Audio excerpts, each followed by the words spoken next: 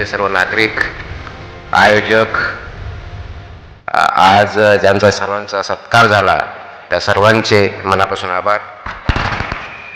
कदाचित आपल्याला माझ्या आवाजामध्ये खूप बदल झालेला दिसत असेल. त्याचं कारण असं आहे की गेल्या 2 दिवसापासून माझा घसा पूर्णपणे बसलेला होता. रवीला विचारलं की आता हा कार्यक्रम कॅन्सल कसा करायचा, हा माझ्यासमोर प्रश्न, कारण मला बोलता येत नाही आहे. त्यांनी सांगितलं काहीही करून इथे या, 5 मिनटं होईना बोला. म्हणजे 2 दिवसापासून गरम पाणी आणि मला जेवढे शक्य औषधोपचार करणं ते चालू आहेत. त्यानंतर आपल्यासमोर आज मी थोडाफार बोलू शकतो, अन्यथा रात्रीपर्यंत माझा घसा पूर्ण पॅक होता. त्याच्यामुळं मला खूप जास्त वेळ बोलता येणार नाही आहे, पण जेवढं शक्य आहे तेवढं मी बोलण्याचा प्रयत्न करेल. आणि आवाजामध्ये काही ब्रेक होत असतील किंवा योग्य येत नसेल तर त्यासाठी मी प्रथमतः आपली माफी मागतो. जास्त वेळ म्हणजे जनरली मी सर्वसाधारणपणे बोलताना 40, 45, 50 मिनटं बोलत असतो. कदाचित तेवढं शक्य होणार नाही, परंतु मग रवींना मी विचारलं की मी काही वेळ बोलेल, त्यानंतर काही प्रश्न जर असतील त्याचं उत्तर देण्याचा मी प्रयत्न करेन. अशा स्वरूपाचा आपण कार्यक्रम करूया, जेणेकरून आपण एवढ्या मोठ्या संख्येने आलेला आहात.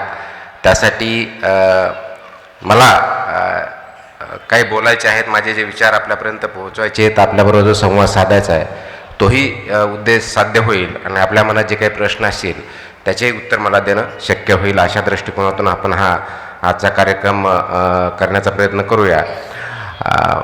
मुळामध्ये मला हे माहीत नव्हतं की मला इथं पुरस्कार दिला जाईल.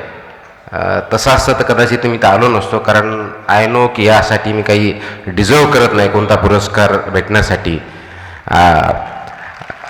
कारण मी फक्त माझं काम करण्याचा प्रयत्न करतो. माझ्या जागी दुसरे अधिकारी आहेत, ते सुद्धा काम करण्याचा प्रयत्न करतात, स्वतःची भूमिका बजावण्याचा प्रयत्न करतात. आपणही आपल्या वेगवेगळ्या ठिकाणी ज्या ठिकाणी आपण काम करतो, अगदी घरापासून ते देशापर्यंत, ते सर्वजण आपली भूमिका बजावण्याचा प्रयत्न करत असतात. कधी यश येतं, कधी अपयश येतं, चॅलेंजेस असतात. आणि म्हणून आपण ज्या गोष्टी करणं अपेक्षित आहे त्यासाठी पुरस्कार भेटणं ही काही योग्य गोष्ट आहे असं मला वाटत नाही. तसं असतं तर मग समाजामध्ये सर्वात जास्त पुरस्कार हे आपल्या आईवडिलांना भेटले पाहिजे होते. मला वाटत नाही आईवडिलांना कोणी पुरस्कार देतं, कारण त्यांच्यावेळी चांगली भूमिका जगामध्ये दुसरं कोणी करत असेल असं मला वाटत नाही. आणि म्हणून ज्यावेळेस ही डेट ठरली होती त्यावेळेस मी रवींना प्रश्न केला होता की नेमकं मला बोलायचं कोणत्या विषयावरती आहे. कारण मी नुसतं यायचं, सर्वसाधारणपणे बोलायचं आणि जायचं, हे माझ्या भूमिकेत मला पटत नाही. म्हणून मी जर येणार असेल तर काहीतरी एखादा योग्य टॉपिक पाहिजे जो की तुम्हाला महत्त्वाचा वाटेल, मलाही महत्त्वाचा वाटेल, आणि ज्याच्यातून आपण एक संवाद साधू शकू.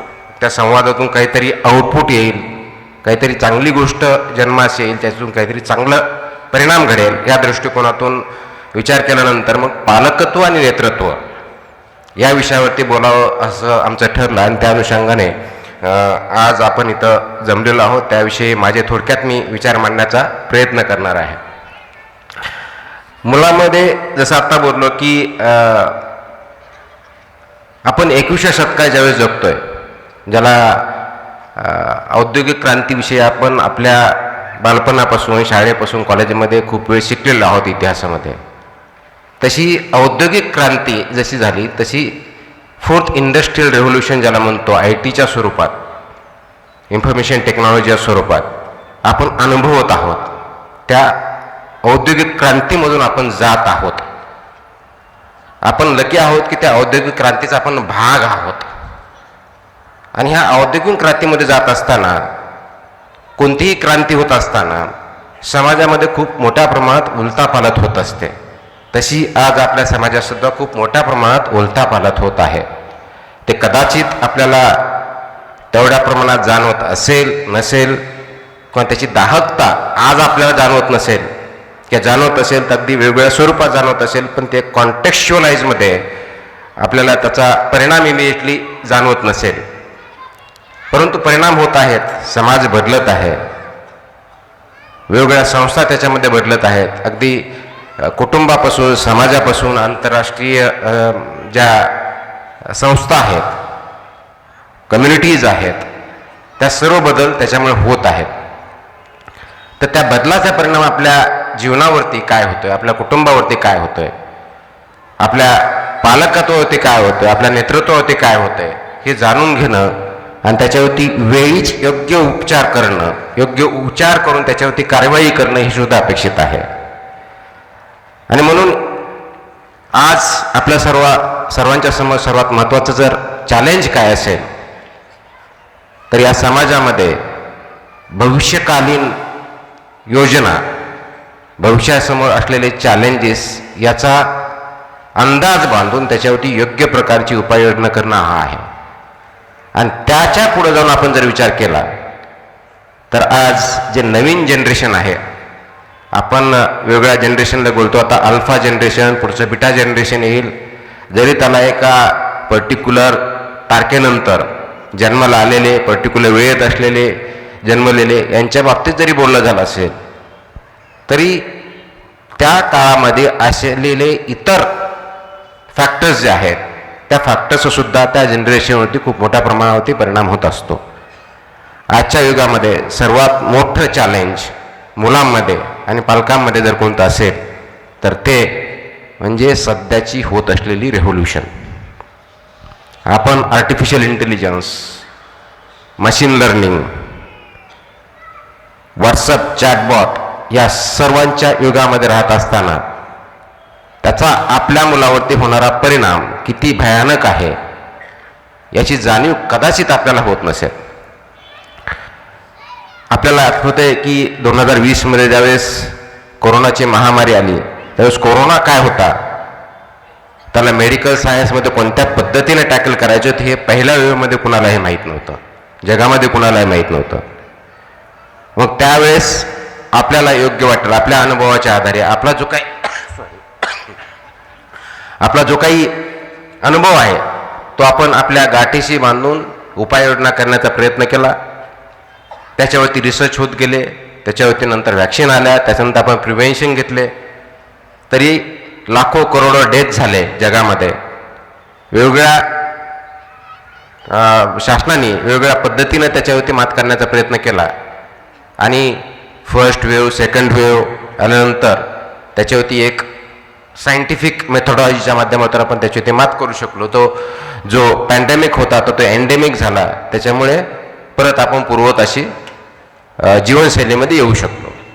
परंतु ते होत असताना त्या काळातले जे काही 6 महिने, 8 महिने, जवळजवळ 1 वर्ष आपल्या सामाजिक जीवनावरती खूप परिणाम झाला. त्याचा एक परिणाम हा आपल्या त्यावेळेसच्या शाळामध्ये न जाता व्हर्च्युअल लर्निंग, व्हर्च्युअल टीचिंग याच्यावरती झाल्यामुळे झूम ही नॉर्मल गोष्ट झाली. आणि त्या काळात शाळेच्या माध्यमातून मुलांचं नुकसान, अकॅडमिक नुकसान होऊ नये, शैक्षणिक नुकसान होऊ नये म्हणून व्हर्च्युअल टीचिंग अँड लर्निंग झालं.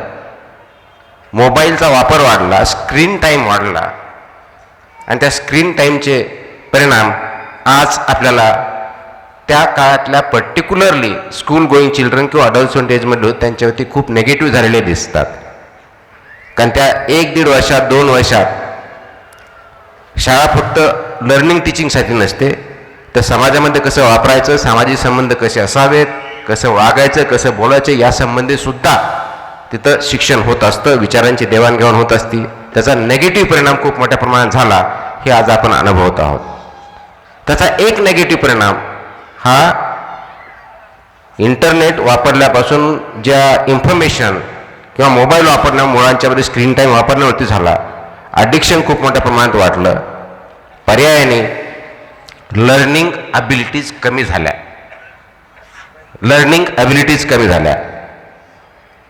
मी सध्या दिव्यांग कल्याण विभागामध्ये सचिव या पदावर कार्य करत आहे. अनेक डिसेबिलिटीजपैकी इंटेलेक्च्युअल डिसेबिलिटी हा एक प्रकार आहे. 21 प्रकारच्या आपण ज्या वेगवेगळ्या डिसेबिलिटीज आहेत त्यापैकी इंटेलेक्च्युअल डिसेबिलिटी, ज्या लर्निंग डिसेबिलिटी पर्टिक्युलर जे म्हणतो, असेही प्रकार या काळात वाढलेले आहेत, ज्याला इनिजिबल डिसेबिलिटीज म्हणतो. अटेन्शन स्पॅन खूप कमी झालेला आहे. हे का झालं? ही IT रेव्होल्युशनचा पार्ट असतानाही त्याचे जे काही नेगेटिव्ह परिणाम असतात, त्याच्यातला एक परिणाम हा स्क्रीन टाईम वाढल्यामुळे होतो. दुसरा प्रकार त्याच्यामध्ये असाही होतो की आपल्या काळामध्ये आपल्याला एखादी माहिती पाहिजे असेल तर पुस्तक वाचणं, त्याचा रेफरन्स शोधणं, टीचर्सला विचारणं, इतर जणांना विचारून त्याच्यावर माहिती घेणं, अभ्यास करणं, त्यावेळेस माहिती भेटायची. आता माहिती घेण्यासाठी प्रयत्न करावे लागत नाही, कारण प्रत्येक गोष्टीला आपल्याकडे उत्तर काय आहे तर गुगल आहे, चॅटबॉट आहे, GPT आहे, ह्या सगळ्या माध्यमातून आपल्याला माहिती भेटते. मग ह्या IT रेव्होल्युशनच्या काळात जसं मी म्हटलं, सर्वात मोठं चॅलेंज जर कोणतं असेल तर हे आहे, माहिती कमी नाही आहे, माहितीचा फ्लड आहे, महापूर आलेला आहे, परंतु दिशाच माहीत नाही आहे. मुलांना दिशा जास्त महत्त्वाची माहितीपेक्षा. माहिती ते कुठे शोधू शकतात, आज आपल्यापेक्षा जास्त पद्धतीने ते शोधू शकतात. आणि ती माहिती आहे का ओपिनियन आहे, सत्य आहे का असत्य आहे, योग्य आहे का अयोग्य आहे, ही विचार करण्याची किंवा याबाबतीत निर्णय घेण्याची जी प्रक्रिया आहे, या बाबतीत निर्णय क्षमता जी आहे ती कमी झालेली आहे. म्हणजे आपल्याला शिकवलं जायचं की हे सत्य आहे, ही ओपिनियन आहे, ही त्याचा पॉईंट ऑफ व्ह्यू आहे. हे डिस्क्रिशन जे आहे किंवा डिसिजन मेकिंग जे आहे ते शिकण्याची आज जास्त गरज आहे. आणि त्याचं लॅकिंग होतं आहे, इन्फॉर्मेशन फ्लडिंग होते आहे, आणि त्याचा परिणाम समाजावरती, कुटुंबावरती खूप मोठ्या प्रमाणात होतो आहे. इन्फॉर्मेशन फ्लडिंग झाल्यामुळं नरेटिव्ह सेट झाले, आणि नरेटिव्ह सेट झाल्यामुळं कुटुंबामध्ये, समाजामध्ये वेगळ्या नरेटिव्हच्या वाटेनं, व तो सत्य आहे की असत्य आहे हे तपासण्याच्या पुढं जाऊन व्हॉट्सअप युनिव्हर्सिटी सुरू झाल्या. आता व्हॉट्सअप युनिव्हर्सिटीचे परिणाम काय आहेत आपण बघतो. तर हे परिणाम आपल्याला होऊ द्यायचे नसतील तर पालकांची, शिक्षणाची, समाजाची जबाबदारी खूप मोठ्या प्रमाणावरती वाढलेली आहे. आणि ती जाणीव होणं, जाणीव करून देणं आणि त्याच्यावरती योग्य प्रकारे मात करणं ही समाजाला गरज आहे. आणि म्हणून 21व्या शतकात ज्यावेळेस आपण म्हणतो, जसं ITचं चॅलेंज आहे, जशी रेव्होल्युशन आहे तसं दुसरी बाजू चॅलेंज आहे, तशी कॉम्पिटिशन ही खूप मोठ्या प्रमाणावरती आहे. म्हणजे अगदी पहिलेच गेल्यानंतर 100 पैकी 100 मार्क भेटले पाहिजेत, पहिल्या दिवसापासून मार्क्स. पालकांची आपल्या मुलाकडून अपेक्षा की शाळेत तो पहिला आला पाहिजे, खेळात पहिला आला पाहिजे, फक्त आपल्याला अकॅडमिक नसताना एक्स्ट्रा करिक्युलर ॲक्टिव्हिटी पहिला आला पाहिजे, क्रिकेटमध्ये नाही तर कोणत्याही गेममध्ये अगदी आउटस्टँडिंग झालं पाहिजे. कोणतीही गोष्ट नंबर्समध्ये मोजायची सवय लागली. म्हणजे 90% मार्क आले म्हणजे अत्यंत वाईट, आणि 100च्या खाली नाही आला पाहिजे यासाठी प्रेशर मुलावरती, पालकावरती, शाळेवरती, टीचर्सवरती. परिणाम काय झाला? शिक्षण बाजूला राहिलं, मार्क्सच्या पाठीमागे लागलो. प्रत्येक गोष्ट मार्क्सच्या नंबरमध्ये गणली जाऊ लागले, आणि त्याचा परिणाम मुलांचा विचारशक्ती काय आहे, त्याचे विचार कोणत्या दिशेने जात आहेत, त्याचा परिणाम काय होत आहे त्या विद्यार्थ्यावरती, पालकावरती, समाजावरती, याचा विचारपेक्षाही माझा मुलगा पहिला आहे का दुसरा आहे, दुसऱ्याच्या विद्यार्थ्यावर, मुलाबरोबर त्यापेक्षा चांगला आहे का वाईट आहे, इन द सेन्स मार्क्स कमी आहेत का जास्त आहे, याच्यावरती भर दिला जाऊ. याचा परिणाम समाजावरती फक्त आणि फक्त नंबर्समध्ये गणलं जाऊन घरामध्ये तीच परिस्थिती सुरू झाली. 2 जर मुलं असतील, तो तुझ्यापेक्षा हा चांगला का याच्यापेक्षा ह्याचे हे गुण चांगले, मग तुम्ही दोघं एकत्र नाही, याच्यापेक्षाही पुढे जायला पाहिजे. ही जी परिस्थिती निर्माण झाली, याचा परिणाम कुटुंबामध्ये नेगेटिव्ह होत चालला. परंतु समाजामध्ये खरोखर पुढे जाण्यासाठी आवश्यक असलेल्या ज्या गोष्टी आहेत त्याबद्दलचे विचार कमी होत चालले. जगण्याची स्पर्धा वाढली.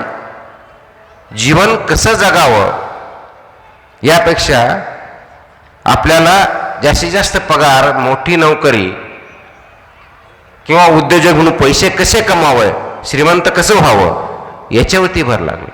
सक्सेसची डेफिनेशन काय?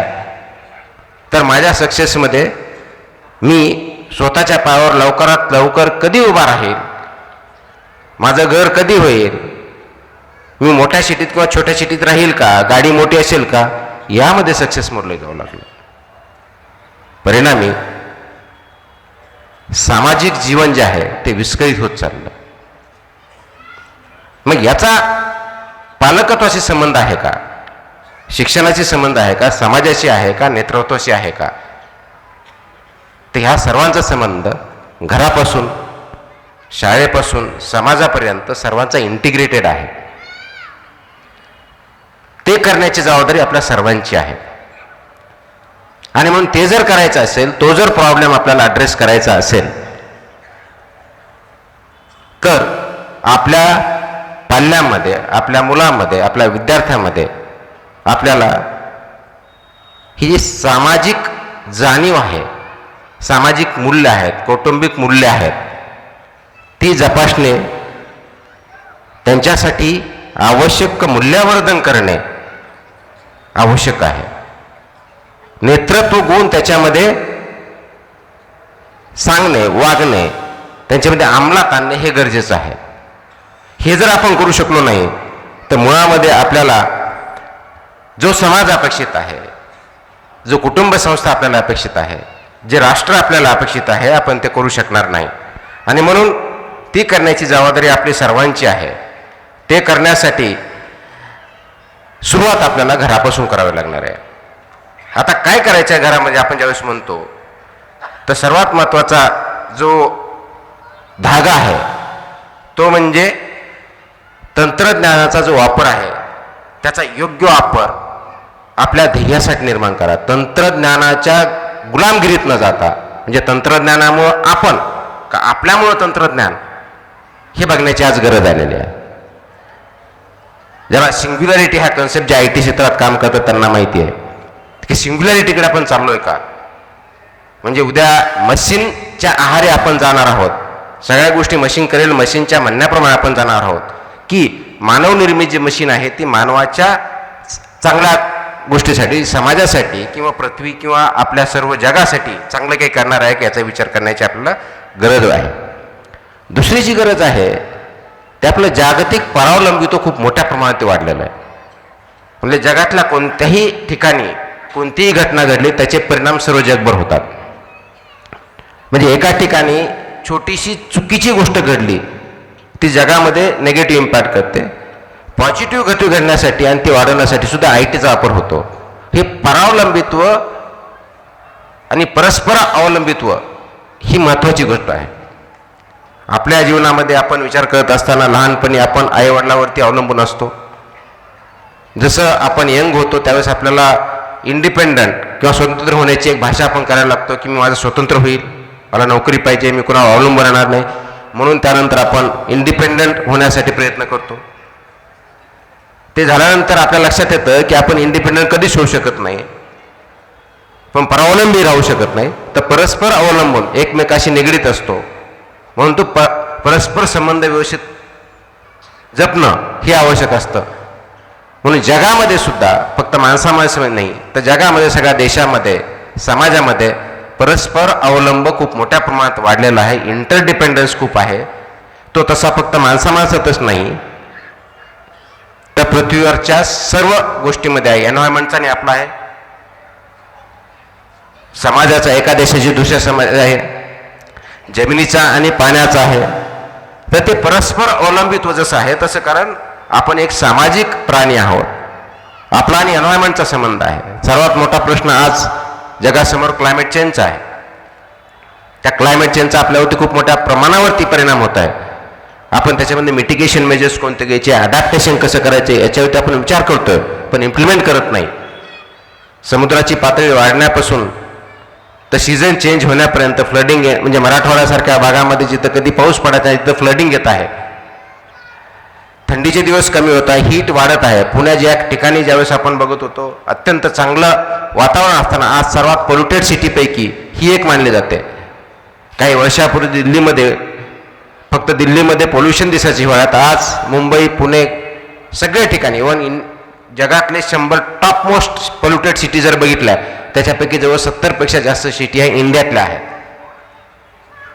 हे प्रॉब्लेम जे आज आलेले आहेत ते का, तर परस्पर अवलंबित्व समाजामध्ये, जगामध्ये खूप मोठ्या प्रमाणात वाढलेला असल्यामुळं त्याचाही आपल्याला सामना करायचा आहे. अगोदर बोलल्याप्रमाणे माहितीचा महापूर वाढलेला आहे. सत्य काय, असत्य काय, किंवा हे नरेटिव्ह कोणता, ओपिनियन कोणतं आणि पुढं कसं जायचं, याच्यावरती आपल्याला काम करण्याची गरज आहे. आणि हे सगळ्यावरती जर मात करायची आहे तर नेतृत्व गुण आपल्यामध्ये, आपल्या पाल्यामध्ये, वेगवेगळ्या संस्थांमधून हे नेतृत्व गुण त्यांच्यामध्ये आले पाहिजेत. हे करण्याची आपल्या सर्वांची गरज आहे. आणि ते करायचं जर असेल तर एक डिसिप्लिन आपल्यामध्ये असण्याची गरज आहे. एक डिसिप्लिन लाईफ जगण्याची गरज आहे. डिसिप्लिन म्हणजे संकुचित वृत्तीची डिसिप्लिन नव्हे. जीवनामध्ये आपली भूमिका काय आहे ती समजून घेणं, इतरांची भूमिका काय आहे ते समजून घेणं आणि समजवणं, समाजाची भूमिका काय आहे ते समजणं, ते दायित्व पार पाडणं आहे. मी अनेक वेळेस म्हणतो की आपण स्वतःचा जॉब करत असतो. जसं मी म्हटलं की मी एक अधिकारी आहे, मला एक पर्टिक्युलर जॉब दिलेला आहे, तर जॉब जवळजवळ सर्वजण करत असतात, पण आपली भूमिका आपण पार पाडत असतो का? कारण जॉब मी 10 ते 6 केला, सर्व फाईली व्यवस्थित ज्या वेळच्या वेळी डिस्पोज केल्या, निर्णय घेतले, कोणतेही पत्र प्रलंबित ठेवलं नाही, म्हणजे माझा जॉब झाला. परंतु मी माझी भूमिका पार पाडली का, ही त्याच्यापेक्षा खूप मोठी, हे महत्त्वाचा मुद्दा आहे.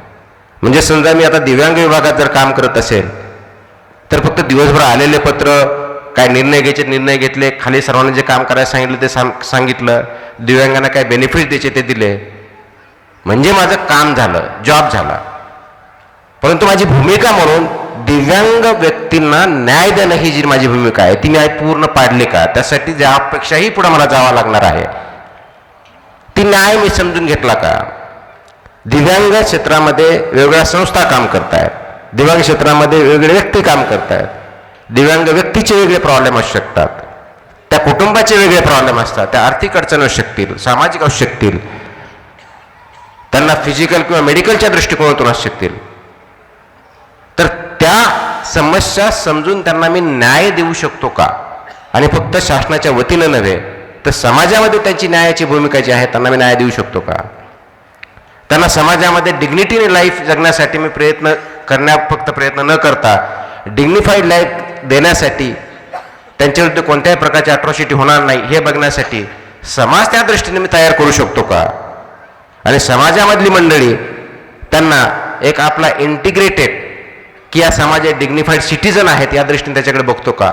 ही भूमिका मी ज्यावेळी समजून घेतो, ती भूमिका आपल्या नवीन पिढीसाठी, विद्यार्थ्यांसाठी, मुलांसाठी, पालकांसाठी आपण एक पार पाडतोय का, ही करण्याची गरज आपल्यासमोर आहे.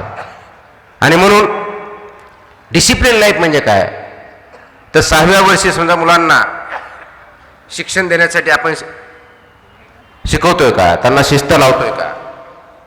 10व्या वर्षी त्यांना समस्या सोडवण्याच्या बाबतीत आपण प्रयत्न करतोय का? 15व्या वर्षी सहानुभूतीचं जीवन कसं जगायचं हे त्यांना शिकवतोय का? 18व्या वर्षी जबाबदार घेण्याचे आपण शिकवतोय का? आणि हा समाज एकत्र राहू शकतो ते आवश्यक आहे, याची नैतिक जबाबदारी आपल्या सर्वांची आहे. ह्या व्हॅल्यू त्यांच्यावरती आपण बिंबवतोय का? याला पालकत्व, नेतृत्व सेट करण्याची या दृष्टिकोनातून आपल्याला गरज आहे. मग हे कधी शक्य होईल, कसं शक्य होईल? तर याची सुरुवात आपल्याला घरापासून करावं लागेल. कारण घर, कुटुंब, आई वडील, पालक, भाऊ बहीण ही सर्वात मोठी आणि सर्वात महत्त्वाची जडणघडण करणारी यंत्रणा, संस्था आहे. आपल्या ह्या घरामध्ये सर्वात महत्त्वाचं नेतृत्व गुण कुठे दिले जात असतील तर ते घरामध्येच दिले जातात. कारण आपल्याला अनेक वेळेस शकतं की नेतृत्व म्हणजे एखादा नेता कधी घडतो तर तो नॅचरली कोणतरी जन्माला येतं, त्याला नैसर्गिक गुण आहेत असं आपण म्हणतो. कुणी म्हणतं नाही आहे, ही एक देणगी असते. कुणी म्हणतं शाळेमध्ये शिकवलं जातं.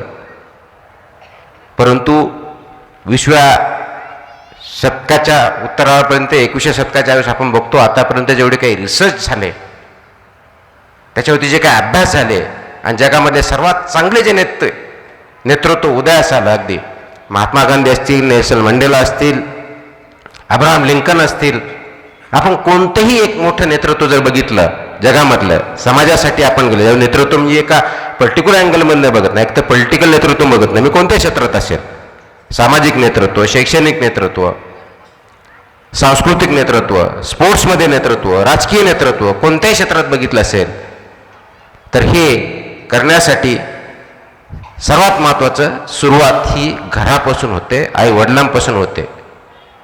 बऱ्याच वेळेस आपण बघतो की आपले मुलं आईवडिलांनी सांगितलं घरासाठी ऐकत नाही, असं आपण खूप वेळेस बोलत असतो. ते तुमचं बोलणं किंवा माझं बोलणं ते ऐकणार नाही, परंतु त्याचबरोबर तुम्ही काय करता, कसं वागता ह्याचं मात्र अनुकरण करत असतात. ते का करत असतात? कारण ते ऑब्झर्वंट असतात. त्याच्यामुळे तुमच्या फक्त बोलण्याकडे न बघता तुमच्या वागण्याकडं, तुमच्या बिहेवियरकडे बघत असतात. आपल्या घरामध्ये आपण आपल्या आईला, आपल्या पत्नीला, आपल्या बहिणीला, आपल्या मुलाला कोणत्या प्रकारची वागणूक देतो, तशाच प्रकारची वागणूक तुमची मुलं तुम्हाला देणार आहेत, इतरांना देणार आहेत. ती वागणूक आपण जर व्यवस्थित असेल की बाबा आपलं चुकलं तर आय एम सॉरी, मी माफी मागतो, हे जर बघितलं, अपॉलॉजी केली, तर आपला मुलगा, आपली मुलगी चूक झाल्यानंतर माफी मागण्याची सवय त्यांना लागते. परंतु चूक असतानाही आपण जर म्हटलं की तू खूप शहाणा आहेस, तू खूप शहाणी आहेस, तर आपला मुलगा मुलगी सुद्धा त्याच पद्धतीने वागणार, म्हणजे आपलं अनुकरण करणार आहेत.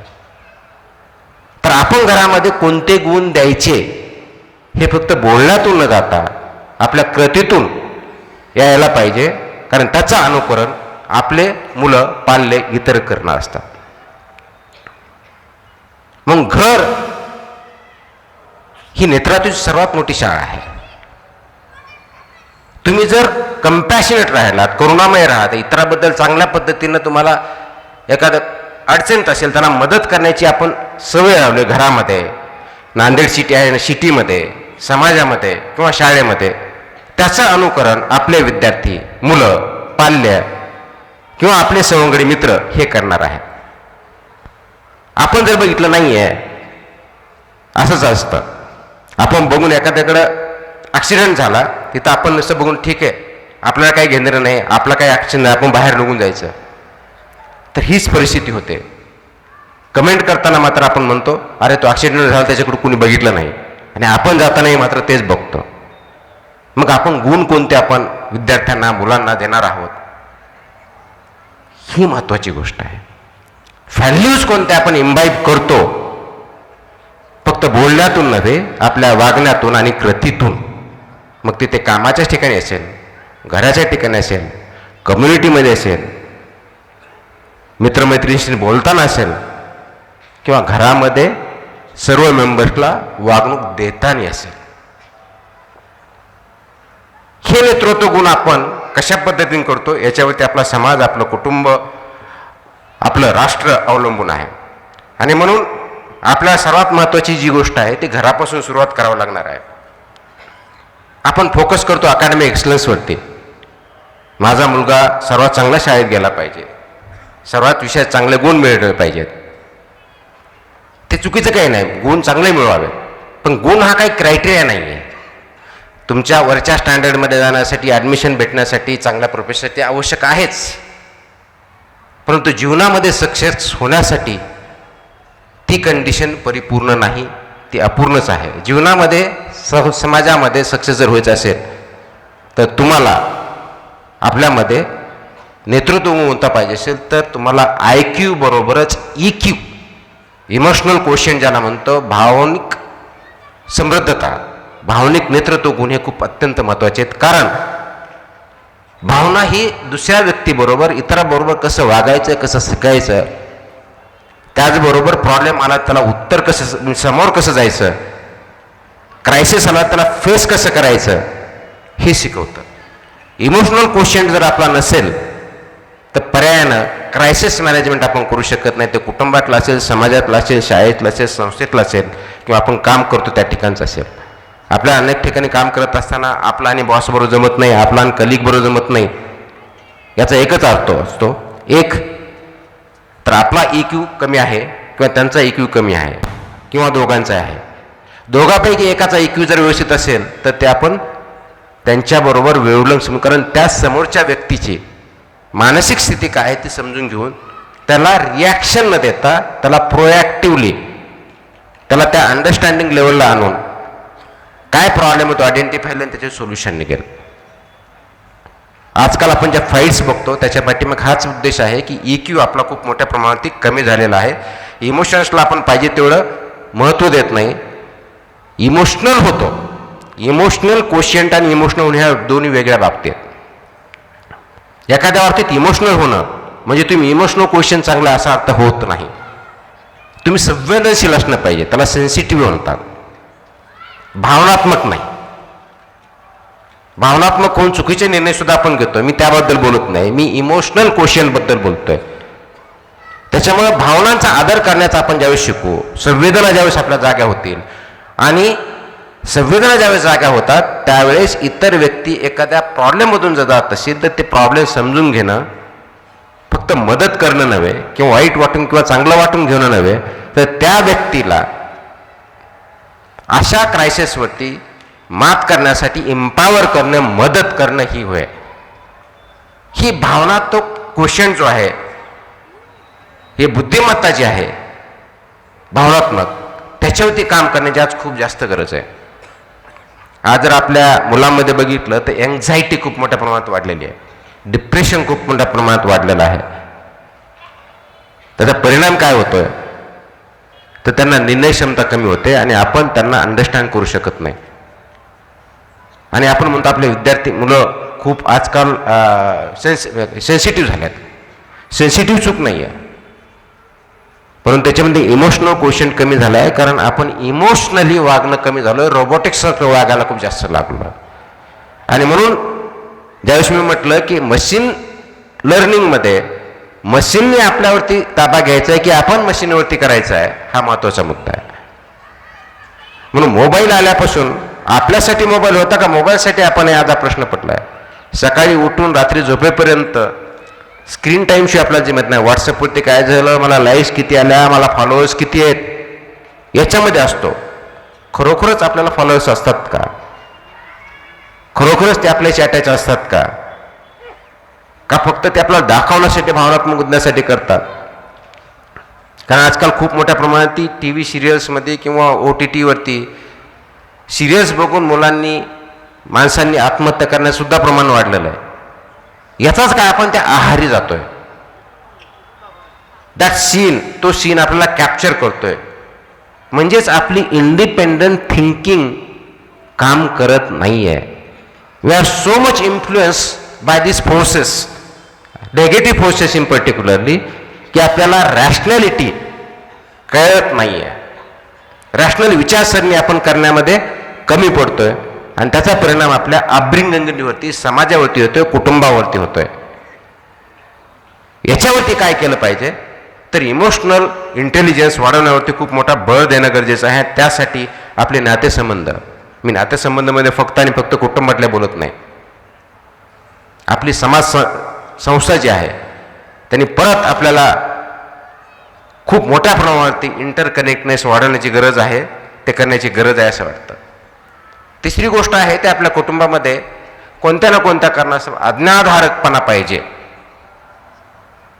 आज्ञाधारकपणा वाईट नाही आहे, पण आज्ञाधारक पदाच्या नावाखाली आम्ही म्हणेल ती पूर्व दिशा, आम्ही म्हणेल ते खरं.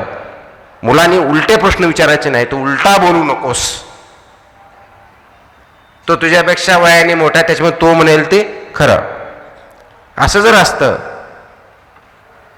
तर नोबेल प्राईज सगळे फक्त वरिष्ठ 90-100 वर्षांच्या व्यक्तींनाच गेलेले असते किंवा सर्वतोषात तेच असते, वय जर हा क्रायटेरिया घेतला तर.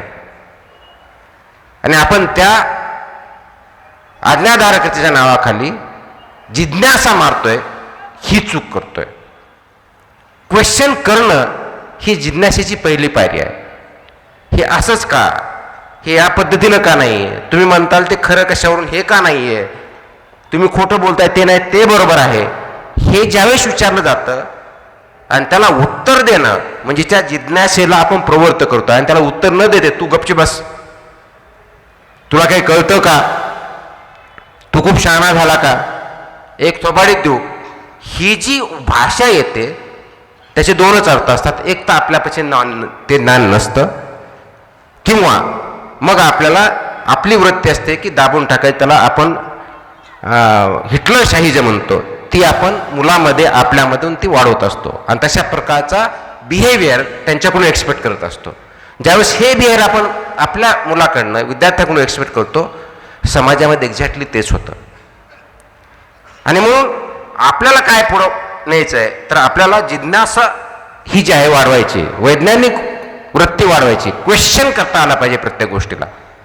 ते वाढवलं तर आणि तरच आपल्याला समाजामधले जे प्रॉब्लेम्स आहेत ते सॉल्व्ह करण्याच्या दृष्टीनं मदत होईल. म्हणून प्रॉब्लेम सॉल्व्हिंग ॲबिलिटी आपल्याला पाहिजे, क्रिटिकल थिंकिंगची ॲबिलिटी पाहिजे.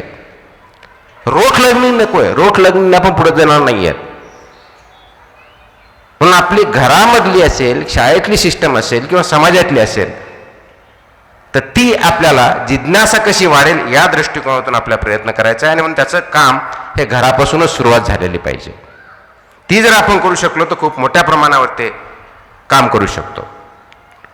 दुसरा मुद्दा येतो की जसं घर आहे तसा शाळा ही एक महत्त्वाची बाब आहे. आणि शाळा ही प्रयोगशाळा असली पाहिजे. कशाची प्रयोगशाळा? नेतृत्व घडवण्याची. रोट लर्निंग नको आहे. आणि म्हणून तिथं विचार विनिमयता, क्रिटिकल थिंकिंग कशी वाढेल, सर्जनशीलता, प्रॉब्लेम सॉल्विंग कशी वाढतील, संवाद कौशल्य, कम्युनिकेशन कसं वाढेल, सामूहिक नेतृत्व कसे होईल, समाजाचे प्रॉब्लेम कसे सॉल्व्ह होतील, या दृष्टिकोनातून शाळेमध्ये बघितलं पाहिजे. फक्त मार्क्स किती भेटले, तू पहिला आला का, बोर्डात पहिला आला का, मेडिकललाच भेटलं का, इंजिनिअरिंग भेटलं तर IT इंजिनियर झाला की नाही झाला, मग इंजिनिअरिंग भेटलं तर तुला MLला भेटलं का, AIला भेटलं, एवढ्यापुरतं मर्यादित न राहता तू समाजामध्ये का आलास, तुझं सामाजिक क्षेत्रामध्ये काम, स्टँडिंग काय, हू आर यू आणि why do you want to stay or enjoy life, हे जर आपण शाळेमध्ये शिकू शकलो तर खूप मोठ्या प्रमाणावरती आपण समाज चांगल्या पद्धतीने घडू शकतो असं मला वाटतं. आणि म्हणून हे करण्यासाठी कोणते नेतृत्व गुण आपण आपल्या विद्यार्थ्यामध्ये, शाळेमध्ये, घरामध्ये, समाजात सुटवलं पाहिजे, तर धैर्य, करेज हे सर्वात महत्त्वाचं आहे. कोणत्याही गोष्टीला भिवून न जाता धैर्याने सामना करता आला पाहिजे. आपल्याला you should be able to face the problem आणि ते सॉल्व्ह करता आला पाहिजे. त्याच्यामुळे धैर्य महत्त्वाचं आहे.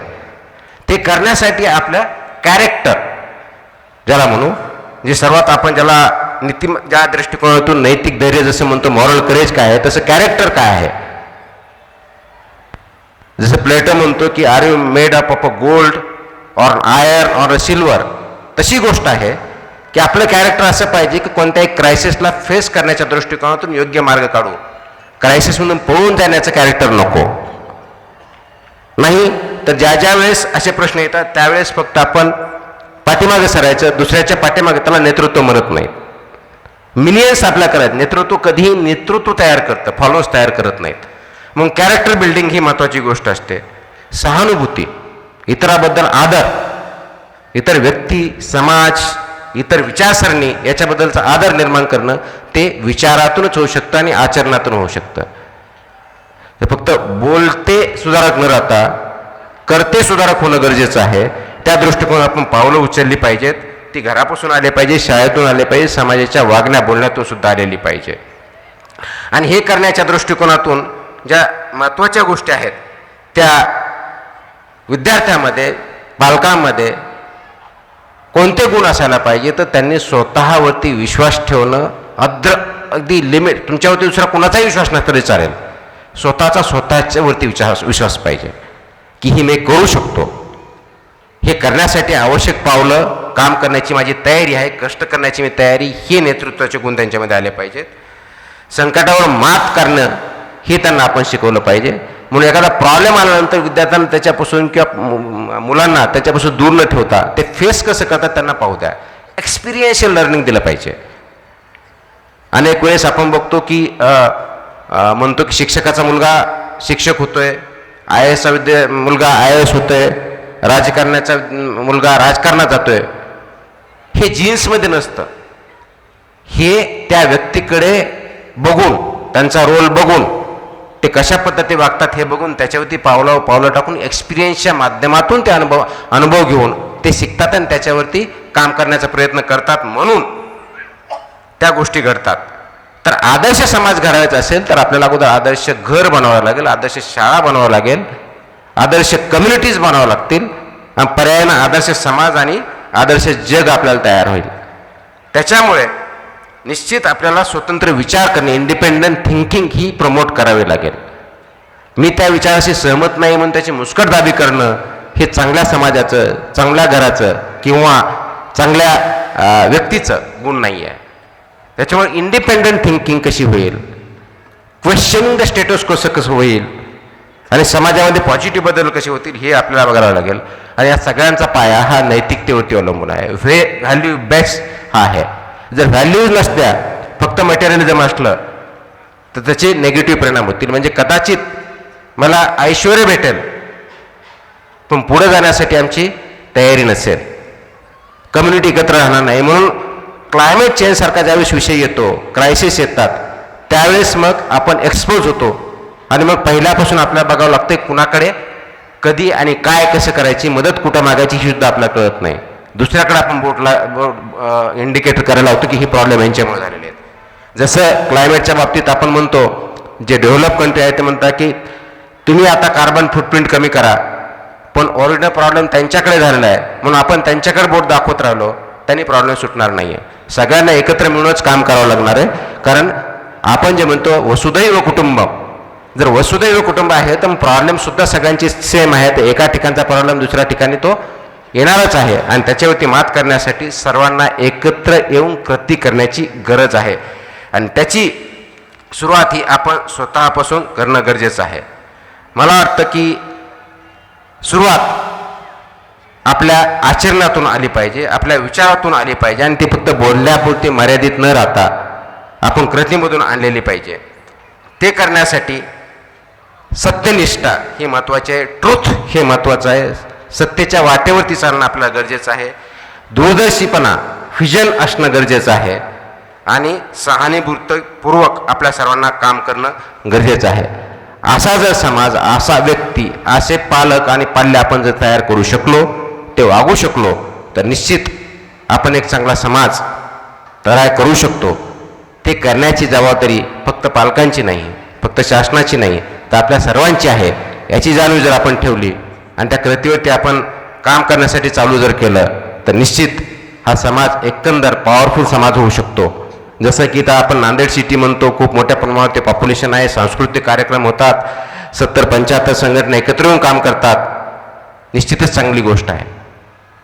असाच कम्युनिटी पुण्यासाठी, महाराष्ट्रासाठी, देशासाठी काम करू शकतील. गरज कशाची आहे, फक्त तात्पुरता कार्यक्रमापुरता एकत्र न येता, 1-2 दिवसासाठी एकत्र न येता, ही सततची प्रक्रिया आपला स्वभाव गुण होणार आहे की नाही, आपल्या त्या स्वभावामध्ये येणार आहे की नाही आणि इतरांना त्याप्रमाणे वागवून देणार आहे की नाही, यामध्ये असणं गरजेचं आहे.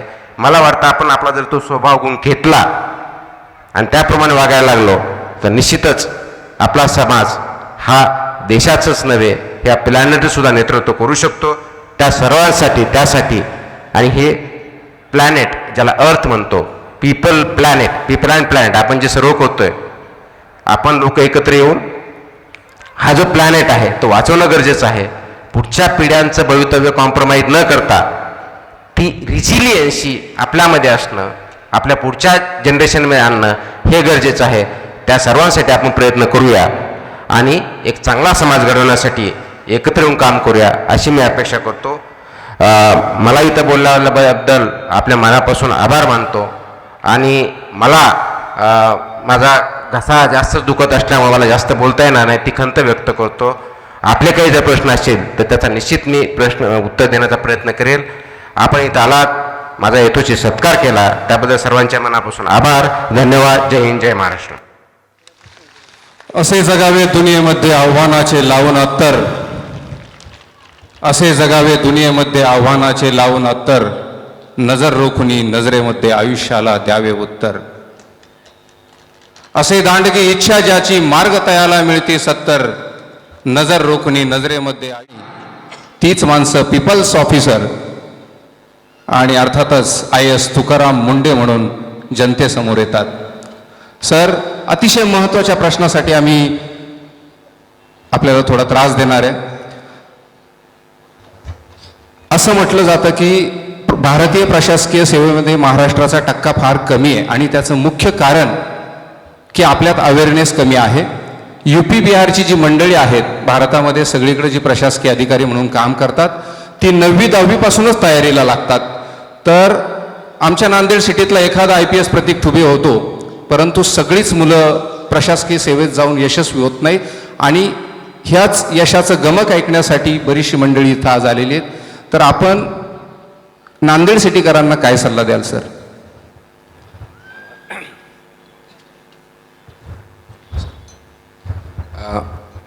मुळामध्ये हे म्हणणं चुकीचं आहे की महाराष्ट्रामध्ये स्पर्धा परीक्षा किंवा UPSCच्या बाबतीत माहिती कमी आहे. कधी काळ होता की ज्यावेळेस ही माहिती नव्हती. आत्ता खेडोपाडीसुद्धा स्पर्धा परीक्षा UPSC IAS IPS बद्दल माहिती आहे. त्याच्यामुळे माहिती कमी आहे किंवा अवेअरनेस कमी आहे, यामुळे महाराष्ट्रातल्या मुलं कमी सिलेक्ट होतात हे म्हणणं चुकीचं आहे. गेल्या 5-10 वर्षामध्ये महाराष्ट्राचा टक्कासुद्धा जवळजवळ 10% आसपास, 8 ते 10% आसपास मुलं सिलेक्ट होतात. त्याच्यामुळे पॉप्युलेशनच्या धर्तीवरती तो योग्य आहे. परंतु यश UP बिहारकडची मुलं जास्त प्रमाणात सिलेक्ट होतात. त्याचं एक कारण असं आहे की ते अनेक वर्षापासून एक सिस्टमॅटिकपणे अभ्यास करताना दिसतात. ते 9वी 10वी पासून करतात का 11वी 12वी पासून करतात हा मुद्दा नाही आहे. एक ध्येय निश्चित करून आपल्याला IAS व्हायचं आहे, IPS व्हायचं आहे, इतक्या वर्षात व्हायचं आहे, त्यासाठी आवश्यक असं प्लॅनिंग आणि आवश्यक ते कष्ट पण ते करतात.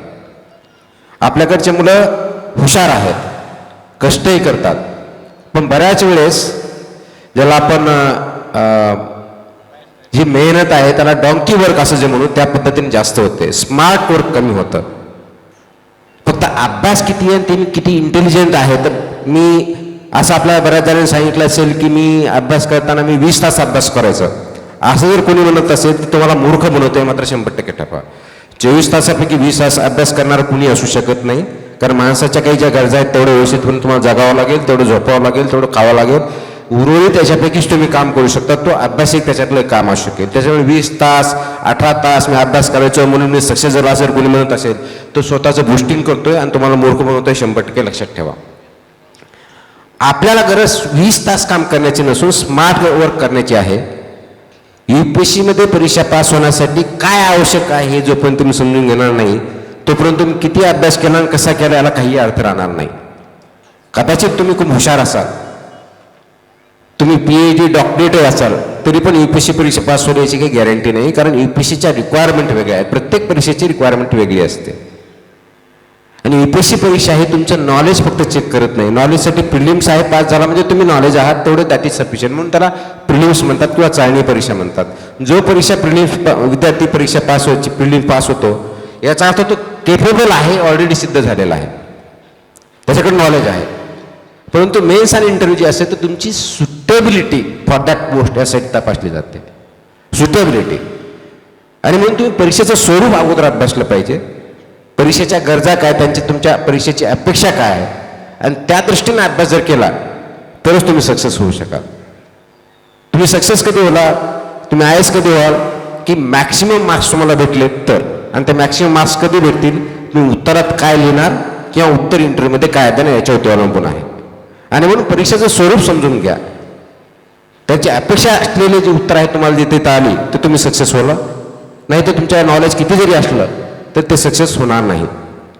आणि म्हणून UPSC अशी परीक्षा आहे सिव्हिल सर्व्हिसेस की महात्मा गांधीवर अगदी 2 मार्कासुद्धा प्रश्न विचारला जातो ज्याचं उत्तर तुम्हाला 20 शब्दात द्यायचं असतं.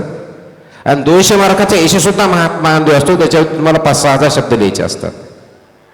मग तेच 5-6 हजार शब्द 20 शब्दात कसे लिहिणार आणि तेच 20 शब्द 5-6 हजारमध्ये कसे लिहिणार हे तपासलं जातं UPSCमध्ये.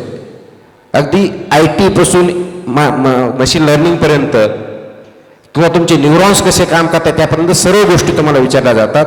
म्हणून तुम्हाला मेडिकल डॉक्टरच पाहिजे किंवा इंजिनियर्स पाहिजे असं अपेक्षित नाही. तर तुम्ही एक चांगले डिसिजन मेकर होऊ शकतात का, कमीत कमी माहितीवरती तुम्ही निर्णय घेऊ शकतात का, आणि तुम्ही त्या पोस्टसाठी सुटेबल आहात का हे परीक्षेतून तपासलं जातं. म्हणून परीक्षेचा अगोदर अभ्यास करा, परीक्षेच्या अपेक्षा काय आहे ते तपासा, आणि त्या अनुषंगाने तयारी करून केली आणि मॅक्सिमम मार्क्स कसे भेटतील हे जर बघितलं तर निश्चित आपला टक्का वाढू शकतो. परंतु माझं एक ॲडवाईज आहे, प्रत्येकाने UPSCच्या पाठीमागे लागू नये. सिव्हिल सर्व्हिसेस म्हणजे काही एंड ऑफ द वर्ल्ड नाही की सर्वात चांगली किंवा सर्वात वाईट अशी गोष्ट नाही आहे. ज्यांना खरोखरच मनापासून पब्लिक सर्व्हिस करायची आहे, आय रिपीट पब्लिक सर्व्हिस, त्यांनी या क्षेत्रामध्ये यावं. ज्यांना पैसे कमवायचे त्यांनी उद्योजक व्हावं. ज्यांना नेतृत्व करायचं पब्लिक सर्व्हिस किंवा पॉलिटिशियन इलेक्शन लढवावं. या सगळ्या गोष्टी सगळ्यासाठी आहेत. प्रत्येकाचं व्यक्तिमत्व वेगळं असतं. तुमचं स्वतःचं व्यक्तिमत्व काय आहे आणि तुम्हाला तुमच्या जीवनामध्ये काय अचीव करायचं आहे हे बघा आणि त्या अनुषंगाने क्षेत्र निवडा. कोणतंही क्षेत्र चांगलं किंवा वाईट असू शकत नाही. क्षेत्र तेवढंच चांगलं किंवा वाईट असतं जेवढं तुम्ही त्याला बनवाल. आणि म्हणून फक्त कुणीतरी सांगतंय म्हणून त्या क्षेत्राकडे न बघता त्या क्षेत्रामध्ये त्या ठिकाणी मी जर काम केलं तर मी सॅटिस्फाय होईल आणि समाजामध्ये काहीतरी योगदान देऊ शकेल असं ज्या ठिकाणी तुमचे गुण असतील ते आयडेंटिफाय करा आणि त्या क्षेत्रामध्ये जाऊन काम करा असं माझं ॲडवाईज राहील. धन्यवाद सर. आता तुम्ही ZPच्या शाळेतून रोल मॉडेल बनून आमच्या समोर उभे आहात. तर आत्ताच्या काळामध्ये CBSE ICSE किंवा हे इंग्लिश मिडियम कॉन्व्हेंट हा जो पॅटर्न आहे आणि प्रादेशिक भाषांमध्ये शिकणारे जे विद्यार्थी आहेत, सर्वात जास्त यशाचा टक्का पाहिला तर प्रादेशिक भाषांचा आहे. मग इथून पुढं तर आता इंग्लिशचं सार्वत्रिकरण होत असताना तुम्हाला काय वाटतं, हे विद्यार्थी पुढे चमकतील, चमकत आहेत, तुमचं ॲनालिसिस काय आहे, आमच्या नागरिकांना आवर्जून ऐकायला आवडेल. मला वाटतं दोन गोष्टी आपण क्लिअरली बघितल्या पाहिजेत. लँग्वेज हा बॅरियर नसतो. लँग्वेज हे कम्युनिकेशनचं माध्यम आहे, संवाद साधण्याचं माध्यम आहे. आणि नॅचरल लँग्वेज कोणती असते आपली, जी मदर टंग असते, म्हणजे आपल्याला लहानपणापासून ऐकतो बोलतो ती म्हणजे मदर टंग. ती कोणती असू शकते. त्याच्यामुळे लर्निंग त्याच्यामधून जास्त होऊ शकते, कारण नॅचरली त्याच्यातून जास्त होते, कारण सर्वसाधारणपणे अंडरस्टँडिंग त्याच्यातून वाढत असते. याचा अर्थ इंग्लिश वाईट आहे का, नाही आहे. कारण इंग्लिश ही एक लिंग्वा फ्रँका ज्याला म्हणतो, की एक जागतिक स्तरावरती एक अशी भाषा आहे की ज्याच्यामध्ये अक्रॉस द कंट्री एक मिनी ऑफ कम्युनिकेशन जर म्हटलं तर इंग्लिश लँग्वेज म्हणून over a period of time सेंचुरीच्या म्हणून पुढे आलेली आहे. ज्याला बोली भाषा जी म्हणू आपण आपल्या याच्यामध्ये लँग्वेज, ते बोलण्याची भाषा एक आहे. दुसरं एक प्रोफेशनल याच्यामध्ये असतं की आपल्याला ती व्यवहाराची भाषा झाली पाहिजे. तर इंग्लिश व्यवहाराची पण भाषा झालेली आहे, बोलण्याची पण झालेली, इंटेलेक्च्युअल पण झालेली. मराठी भाषा ही बोली भाषा आहे पण व्यवहार भाषा झालेली आहे का, झालेली असेल तर कितीपर्यंत पोहोचलेली आहे. जगामधलं सर्वात चांगलं नॉलेज हे मराठी भाषा किंवा मराठी पुस्तकामध्ये आहे का ते ट्रान्सलेट करून आपल्याला घ्यावं लागतं. तर लँग्वेज हे काही लिमिटेशन नाही आहे. तुम्ही कोणत्याही लँग्वेजमधून सक्सेस होऊ शकता. ते इंग्लिशमधून होऊ शकता, मराठीमध्ये होऊ शकता किंवा आणखी कोणतीही लँग्वेज आहे त्याच्यामध्ये होऊ शकता. मुळामध्ये तुम्हाला कम्युनिकेशन करता येतं का हा महत्त्वाचा मुद्दा आहे. ते रिटर्नच्या स्वरूपात असेल किंवा बोलण्याच्या स्वरूपात असेल.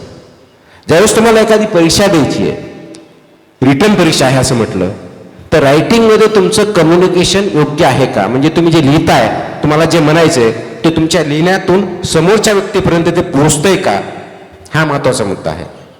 म्हणून लँग्वेज हे फक्त मीन्स ऑफ कम्युनिकेशन बघा. त्याला रिजनलिझम, चेव्हिनिझम, नॅशनलिझम हा कोणत्याही अँगलमध्ये त्याच्याकडून बघू नका. त्याला दुय्यम दर्जा किंवा प्रथम दर्जा असंही बघू नका.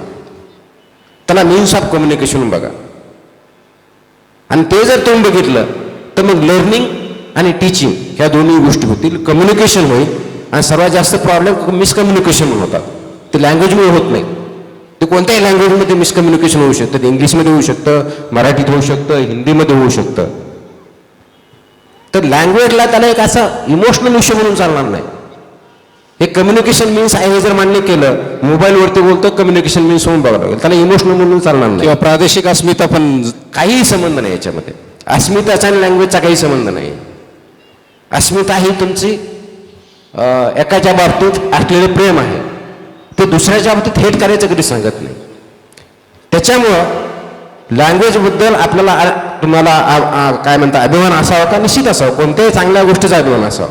ती दुसऱ्याची जरी असली त्याचा अभिमान पाहिजे. तर एखाद्या गोष्टीवर तुम्ही हेट करा असला तर दुसरी बाबतीत तुम्ही अभिमान म्हणता असं होऊ शकत नाही. आणि म्हणून लँग्वेजकडे ज्या जी गोष्ट ज्या पर्पजसाठी आहे त्याच्याकडे बघण्यात जर शिकलं तर निश्चितच आपण पुढे जाऊ शकतो. याचाच अर्थ काय? सायंटिफिक टेम्पर आपल्यामध्ये आलं पाहिजे.